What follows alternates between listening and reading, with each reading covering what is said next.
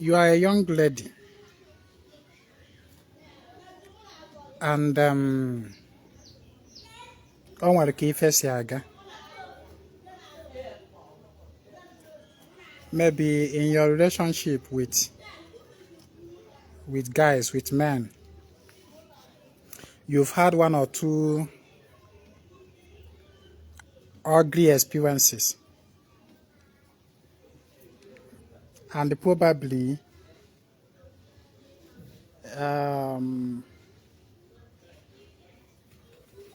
in a one or two things, ije nweta some small money. Ma ọ bụ onwe ka onwe ihe ị na-eme atọ. Ego ada abata otu isi afụ in the life of other people. And especially in the aspect of relationship. Ụmụ nwoke na-eji ga egwuregwu. For your mind, all fun na-eji ga egwuregwu anyway. Ijekwu dibia gbara ya afa. A young girl, a young lady, a nobody. Ije dibia gbara ya afa. Dibia wee sị gị wee kasịara gị aja ya achụ. Ọrụ mmụọ a ga-alụ.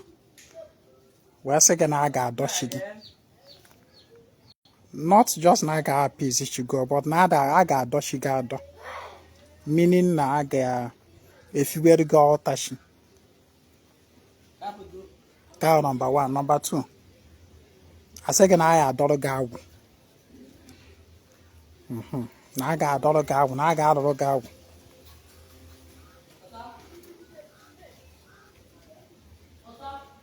Number three, I say na a ga-adọrọ gị mmụọ sochi gị, alụsị sochi gị, na a ga-enye ya ọnọdụ. Adọkwa nke ahụ. I say na a ga-adọnatara gị ndị mmiri gị, ndị otu gị n'ụlọ. You are a young lady, o meme so ofu. You are a young lady, a young girl. Ọ bụrụ na ọrụ dibịa mara go.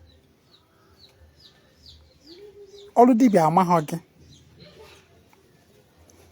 Not just na ihe ị na-eme experience bụ na for the meantime your relationship aga ọfụma. You know, ihe ndị mmadụ ada achị gị ego otu ịtụbara anya. Hey man, in this part of the world, onwe this African mentality I know that this mentality of entitlement, that we are entitled to people's money. So when people don't dash us money for smiling at them as a lady, you feel that something is amiss. The ife maybe go. So because of all this, ni we ejeku dibia bido kasibara ga. A young lady ọrụ dibia mara gị enuboro di. Dibia setuoro gị chi gị. Bulu okpesi chi bunye gị ị na-ebugharị. Dibia setuoro gị agwụ. Bulu okuku agwụ ma ọ bụ ntụtụ agwụ, however otu o si wee mee, bulu bunye gị ị na-ebugharị. Dibia jee na mmiri senatara gị ndị mmiri buru bunye gị ị na-apagharị ha. Dibia setuoro gị dị so-called arụsị sochi gị buru bunye gị ị na-ebugharị. A young lady cannot be near anybody. Ọbịa bụrụ na ị na-akwado ọrụ dibia. So na one or two relationship afọ sweet go gị i wee gbagharịwa jekwu dibia ka ọ gbara gị afa. See, things that happen now. Things that happen. Dibia wee dọkọ jusia mmụọ niile a wee buru bunye gị. Bo gị ibu dị alọ, ibu karịrị gị. A young lady, ịnụbọdị nwebeghị ike nga. E wee buo gị ibu niile anụnwa. Sị gị na ife aka ọ ya emela na ife niile adị mma. Adọla anachi gị n'okpesi bunye gị. Ife na-adị mma. Adọtụrụ a na-agwụ gị. Ife niile na-adị mma. Alụsị asụchi gị adọtụrụ anya ya. Ndị mmiri gị ndị otu gị adọtafa dọdọdọdọdọdọdọ. N'ọnya ka ọ ya emela na ife adị mma. Now ask yourself, young lady, After all those door monka, how far? How far? Have you finally gotten married to the richest young single guy in town? And even if you have been married, is your marriage now the best marriage in town? How far? After K does all those things, how far? You got the highest, richest woman in the world. Have you become that?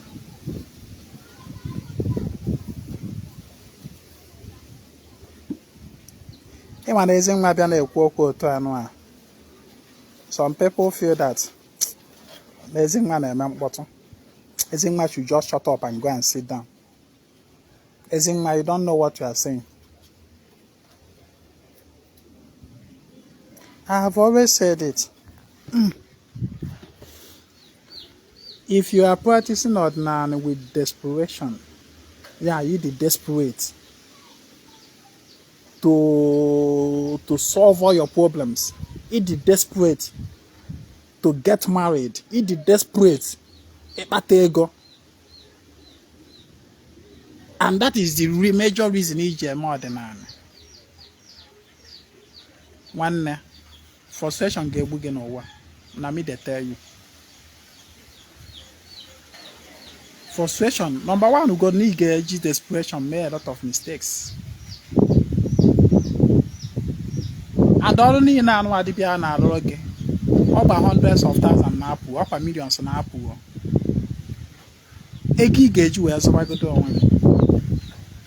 And why your emotion always get the better of you. One thing about women is that they don't why about reason. Why don't reason.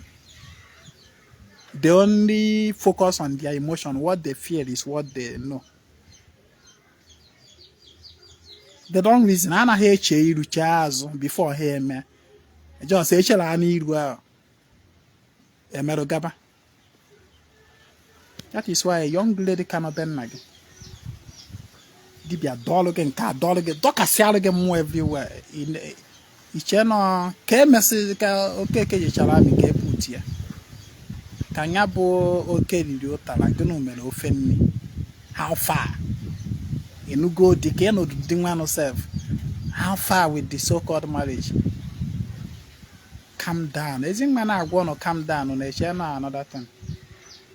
You quack away now to Sozia, can make with a neck. You know, say I be deep. I be deep. And imagine that a young lady,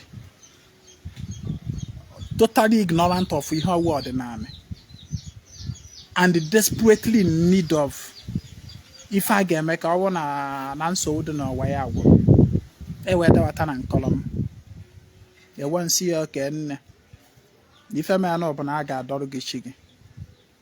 I found na afa problem afa say na ya dochigi afa say na ya dologagu na ya dologagu and do mo odi bia me afa say na ya do nwere arusi sochigi na ya do ya afa say na ga akparu gi ebu mmiri donata gi nde mmiri ndị otu gi na emere anya na ife ni na adị mma afa kwu na ya dologa anyanwụ na eze enu afa kwu na ya more than now, I don't tell you, I'm more cool now, I don't.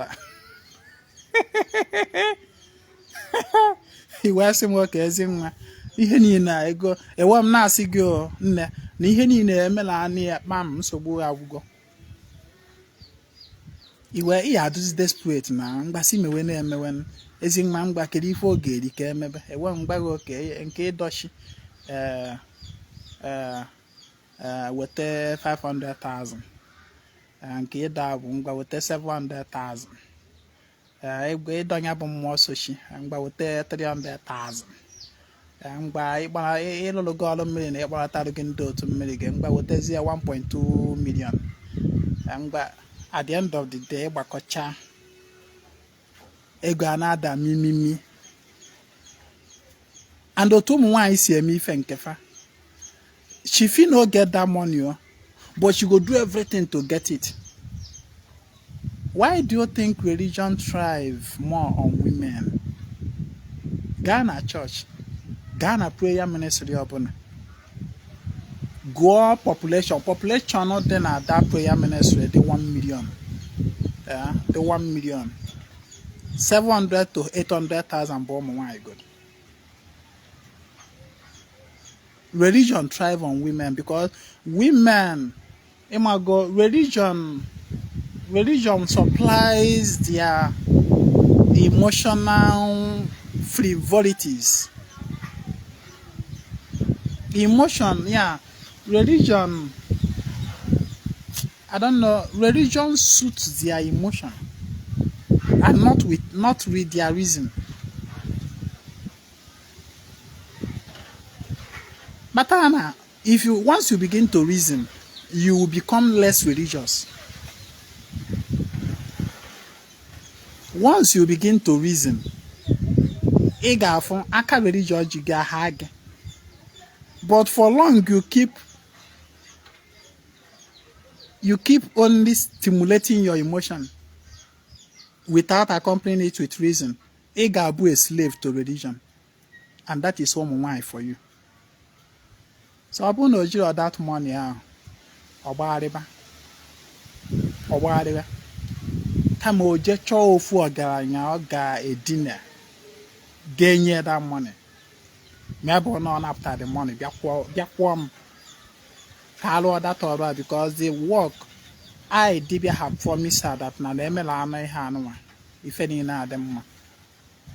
But the truth which I mwa bu dibia na ama ngwe ebo nne na emesekwa ife. Don't expect magic. So Ezinwa bu dibia mfugoro na aso de ka so. Most people that have come to me for work we can gbaro afa gbage nne ma obu nna na ekwe ife aga eme. Say no ife aka aga eme. Go where them mma. We can ask Ezinwa Anaedo. Nyemu guarantee na emechara Ezinwa kwa emechara na ife ni na adị mma nsogbu ni na agwụ. Ọ bụrụ na iju nugo Ezinwa dị ka ajụjụ ị ga-aghọta na response eji Ezinwa na-enye gị bụ number 1. Nne nna habụlọ m chi gị. Ifụlụ ajụjụ ya jụrụ m ọ dị beyond the scope of my work. All beyond the limit I can reach. The only person that can reach this limit in ajum keta bu Chigi. So Chigi ke ye judge that person no bula mwa. Ya nchero galo na echo isi ka nye guarantee sign no ge guarantee na mechara na ifani. Am I Yoshi? Am I the holder of akalaka gi meji enye gi such guarantee? Unless man chole na aptage go like the scenario na pentelike. And makana ego ga adu mba. I promise you heaven and earth nne. Wote ego na arusala na ihe niile ademma igbari aje wote ego.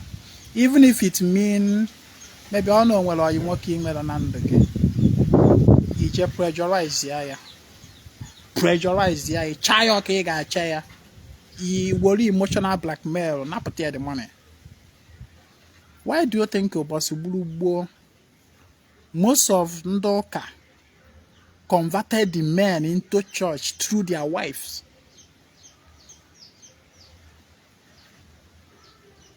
Abona when your chat try I convert this man, the man may prove hardened heart. A plant yari munye gejizi emotional blackmail. Touch or give that man until the man will have no other option than to enter church. Emotion. If they have about emotion, very powerful. Very powerful. If emotion is weaponized, if emotion is weaponized against you, you no go fear escape them. Hardly. Man, I don't that now. Emotion is a force that can be harnessed for positive use. Instead of using emotion as a weapon, can we met ihe cholo by blackmailing my fellow human being? I would rather employ that emotion in other ways to get what I want from the universe. Emotion is very powerful. So, why? In as much as you are emotional beings, try reasoning to balance up with your emotion. Why is it that the Western feminism is getting so easily into our women? Because of what? It suits their emotion. It suits their emotion, their sentiment. It's about what they feel. It's not about reason. For a woman, ọ bụrụ na ị set nwoke a blaze, ọkwa agba nwoke ga-eme ya feel good momentarily. She doesn't mind. O set ya nwoke a blaze, nwoke agba ọkụ. Provided na ọ ga-enye ya momentary emotional relief or soothing. Kama that momentary emotional soothing, momentary, yeah, ife na other man not aka. Momentary. That moment gala no to anwa. She have used because of momentary something to damage something that cannot be repaired. So what that momentary something again with momentary soothing of emotion. Oh well, yeah, you know. Or somebody or man raise you from the dead. So that moment gafela anu otu anwa ofue n'anya if you obido bewa akwa ocha otoba hey I don't know what came over me is the devil I say call informal why try to balance your emotion with reasoning before acting, before saying. A young lady, young lady, Obia blonde dibia malagene na apadon gwodo dibia. Dibia ya gbaro ga afa. Ba do na ru shig, ba do ga agwu, ba dokosia before my hen na adona ge different more time na big. Ibulie jalet your phone or bidi mo abu buba na ben naga. Alo na eme. In a book or some more again. See, oh my wine. Ibron wine. If I told you abuna, stop pursuing ordinana with desperation. Stop being desperate about if more. A your desperation will let me if more. Why okay jala show fedog? Onya merifan na da one. Ordinary practice does not begin with bedibia. I know the reason I keep saying this. How mistake a lot of people they may go the mistake. Many people may made today may go the mistake, but they will not tell you because the ignorance of one man is the gain of the other. Oman baggy. Okay, try go to car. Oh, benefit here from you that you're ignorant before you measures your man.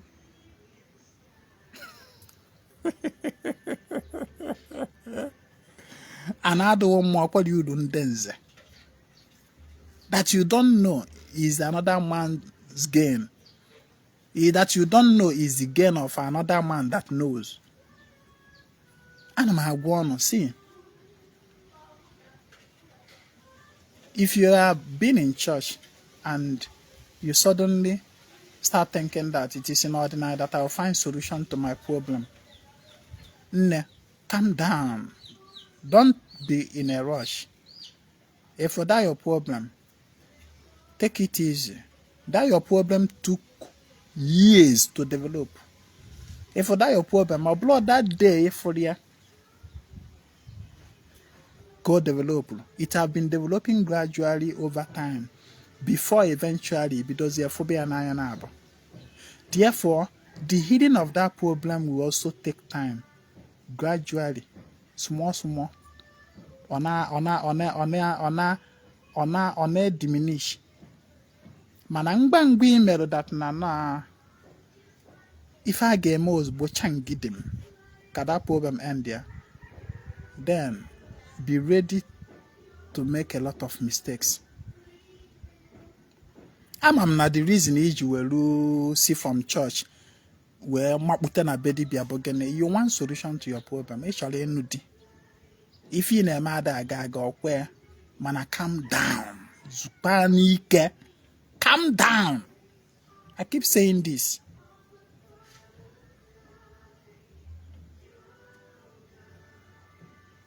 I believe still na church map to ozugbo. You know if you know ịmakpụla na bedibia efu dị na n'ụlọ ozugbo. That one na Nollywood. That one na African Magic Television. No be reality. If you are experiencing ordinary for the first time, what if Ezinwa Anaedo? The practice of ordinary does not begin with going to dibia, whether for afa or for spiritual work, especially afa makana afa ka agbaru we agbata spiritual work. Afa ka agbaru we agbatazi ife a ga-eme. Mana ihe Ezinwa Anaedo, but most of those things dibia gbatara n'afa wee sị gị na ife a ka a ga-eme ka ọ dị mma bụ asị na lie. That is oblokwa na emedo oblokwa. How do I put it? If you those things dibia kasere gị no ife a ka a ga-eme. Okay, ije gba afa dibia si gị okay. Aye enyechi gị nni. Aye edokwara gị ndot. Akọọdị na-enye nsogbu, aye edupụfa. Kele afia. Ụmụada be nna gị a ga-emerụ ife. Alụsị ikwu nne gị gaa mee nke a dị. Agwụ ka eme nke a. If those things dibia na-agba gị, there are necessary things to be done. Mana ihe Ezinwa na-agba gị bụ if for that promise from dibia's mouth, nne na ọ bụ ife a ka a ga-eme ọ dị mma. Ọ ga-adịkwa mma o. But no be ife a ka a ga-eme ọ dị mma, don't take it literally. Take it literally. No be ife a ka a ga-eme ọ dị mma nwere ike minuo. Nne no be ife a ka ọ yara emecha ọ dị mma. Ịdị mma ahụ nwekwara ike take 2 years after ka emesịrị that time. Ịdị mma ahụ nwekwara ike take 5 years after ka emesịrị that time. No be ife a ka a ga-emesi ọ dị mma nwekwara ike take 10 years after ka emesịrị that time. No be ife a ka a ga-emesi ọ dị mma nwekwara ike take 1 year after ka emesịrị that time. No be ife a ka a ga-emecha ọ dị mma nwekwara ike take 1 month after ka emesịrị that time. No be ife a ka a ga-emesi ọ dị mma nwekwara ike take 1 week ma ọ bụ office. No be ife a ka a ga-emesi ọ dị mma nwekwara ike take 24 hours ka emesịrị that time. The certainty of the time duration is not known. It is only known by Yoshi.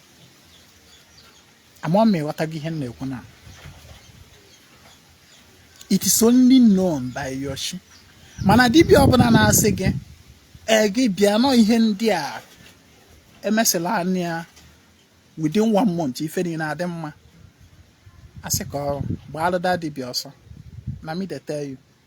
Maka na dibia ahụ ihe ya eju agba dibia ahụ ọsọ bụ na that dibia is not taking the place of Yoshi in your life. And onye ọbụla bịarụ na-epose na ya bụzi chi gị in any way, in any manner. You should do everything to do away with such a person. Such a human being is a threat to your destiny.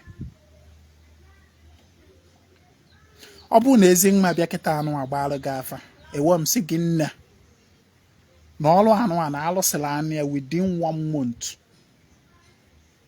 na ife niile ga-ebe na ndụ gị nya nsogbu niile dị na ndụ gị na obego.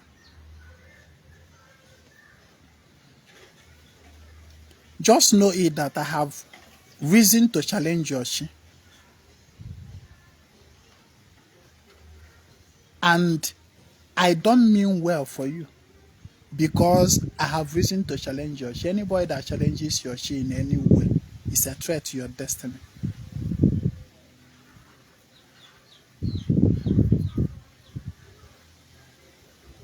Ọ chi gị ka ọ dịrị ikwu such thing. Ọ bụla dibịa. Ọ chi gị ka ọ dịrị ịgwa gị nne na ife anụnwa na ọ bụ na emesịla anya na ife nyere gị bụ izu na asaa emesịla anya na ife niile ga-adị mma. Chi gị wụrụ nya kwulie ọ bụla ezie ọ bụrụ 100%.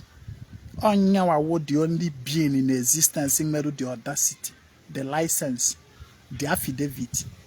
You could such statement, make such statement. Your destiny is with your chi, not with Dibia. All Dibia lologi gele in accordance with your destiny that is with your chi. Therefore, dibịa na-alụgụ ọrụ na-enye gị time duration of ọrụ go idile. Ife ọ na-egosizi bụ ọ na-eclaim na nya jizi life in dibịa. Ife ọ na-eclaim na ọnyịnya nwa jizi destiny gị anọ ọnyịnya ga-ekwuzi ife ga-eme.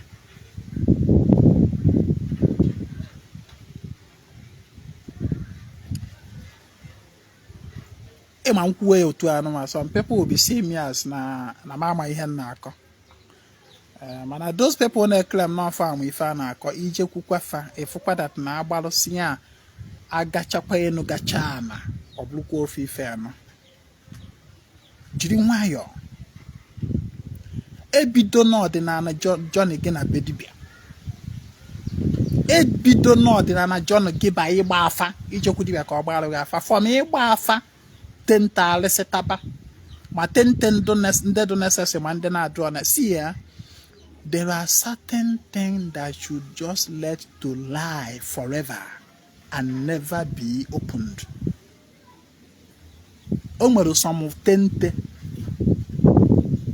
no n'okpuru ana that it is not necessary to go and awaken them. Just allow them to sleep forever. There are certain things, if more, that are not supposed to be awakened in your entire existence. Just allow them to lie forever. I am speaking in riddles, right?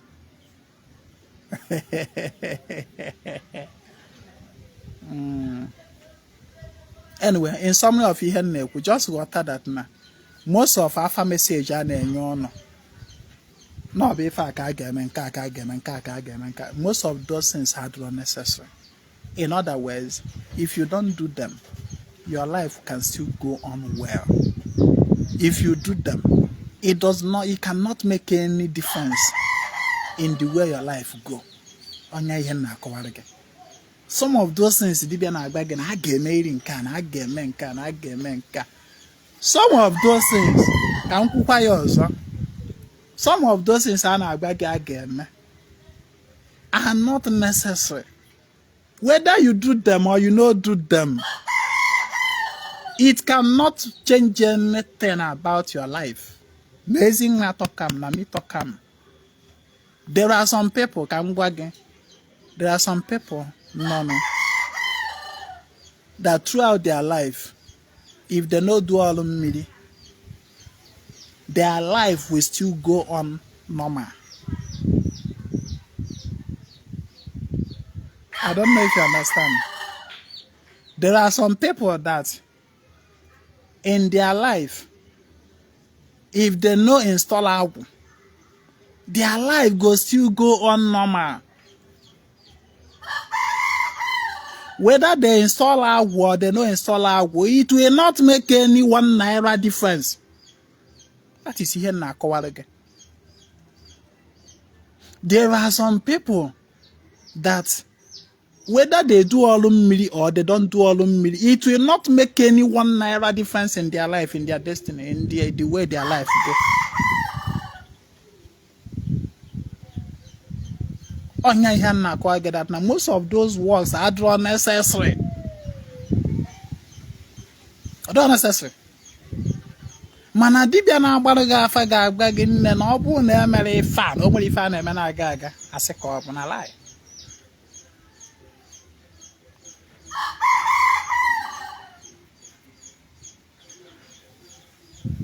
So zukwana ike, calm down. Some people will be I just want what I will do to get money. Can we what I will do to get money? Can we what I will do to get money? Can we menka? What I will do to get money to calm down. Most of those things in our body don't want to do. Whether you do them or you don't do them will not make any difference in your life. Na me talk am. If you do them, it doesn't change anything. If you no do them, it doesn't change anything. Na me Ezinwa talk am. Ogen na bidi me ogen na amanito alo dibia. Enwecha many in fact 99% of DBS that I was with those days we are telling me Ezinwa Malokwana, it is not possible to practice Dibia without doing 2 things. Number 1, without joining a fraternity. No game a fraternity, a circle you belong as a Dibia. Now number 1. Number 1 thing, how about no draw possible you may Dibia without. Number 2, no draw possible you may Dibia without akaya. That was when I started hearing that language. Eka ofonu desino ibuju ahụ. Nchekwa no ha ka esi aka ahụ nwana ka esi egbuju ahụ nwana asị no anụ ọsọmọ ọgwụ akanye m ya na ahụ. No draw possible ime dibia without ado na one fraternity or the other. Fraternity a na-ekwu okwu ya bụ secret cult. No draw possible. Many dibia don't tell me this thing. As a matter of fact, about 3-4 years ago, as I did Zagido call every day like this, and with a call from some circles, from some individuals. It was like pressuring me. Ezinwa, come and join our circle. Ezinwa, come and join our brotherhood. Come and join our fraternity. Ezinwa, if I name I work with all the join dear, it's just brotherhood, you know. Otumun. It's just.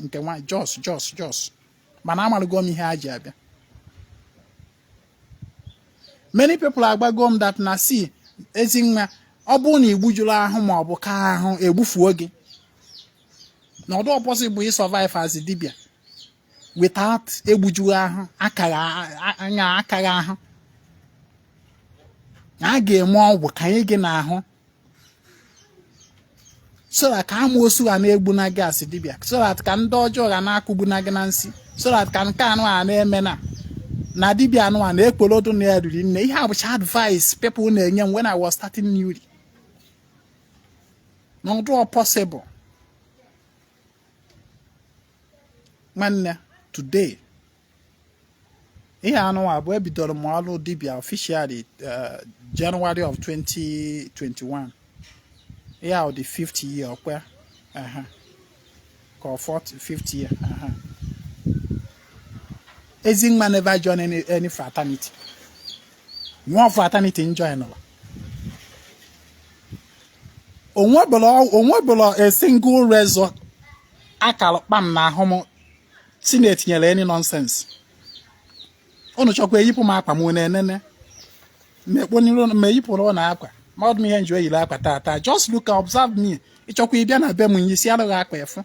ịchọkwuo mgbala ọtọ yipụsi alụ gị ma pantị m ma bọsa everything i check o mekwawo nọ na mkpụrụ amụ m ka nka rie I know ka ye any nonsense anywhere onwe ha ahụ mgbujuru onwe ha otu mbala onwe ha ịka ahụ mmerụ but I still be dibia bọsị ọbụla chi mkpọrọ oku na oge m ezuo na nnari ya ndị nọ ndụ a na-akọzikwa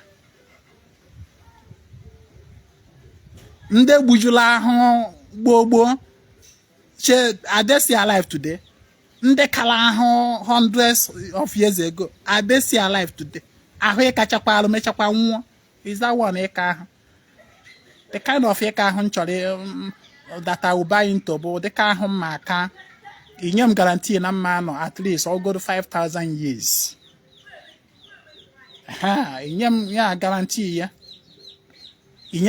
igosigodo m sample onye kagoro dịka ahụ nọrọ opekata mpe 5,000 years iwe m nee ya anya wee jezie ka nke m ahụ ya anyị kachakwa o nwere ike mmanụ 100 years sef ịnariena onye ahụ ka ahụ nwanne kedu fraternity a na-aba so many people don't tell me na ọ dụọ possible ime dibia without that join otu taụtọ akaghị ahụ egbujuwe ahụ but today I no do am I still dey do dibia so ihe na-agba gị bụ na most of those ọrụ mmụọ a na-akasịrị gị n'afa ọ dụọ necessary if you no do am you no go buy na me dey tell you I go lie for you I have to stop here ọkwa na onye nwere uche na-aghọta ife Ezinwa na-akọ agbara m ọnụ na person wey no dey listen to me go lost if you dey listen to me whether ma Ezinwa agbalụ gị afa ma ọ na ọgbaghọrọ gị afa whether ma Ezinwa alụrụ gị ọrụ ma ọ bụ na ọlụrụ ọrụ gị ọrụ you no go ever lost as far as say you dey listen to me onwere afa mma agbalị gị n'ụwa karịrị this my message onwere afa mma agbalị gị n'ụwa anụwa karịrị nkụzi juru eju na my page agbara m gị I beat my chest to tell you that na nkụzi Ezinwa Anaedo karịrị afọ ọbụla dibịa niile nọ n'ụwa ga-agbalụ gị na nkụzi a na-agbakwana m another one so calm down zuo ike tupu ime when you are so desperate about solving your problem you create more of it that is it when you are too desperate to solve the problem of anudi to solve the problem of akpatang ego you create more of the problems and you create more of it and extend it to your future lifetime. So I can't get manage nwayọ calm all down. So I can ekwe m ọnụ ọ maka ndị nwere nta maka ndị nwere uche nwere akọ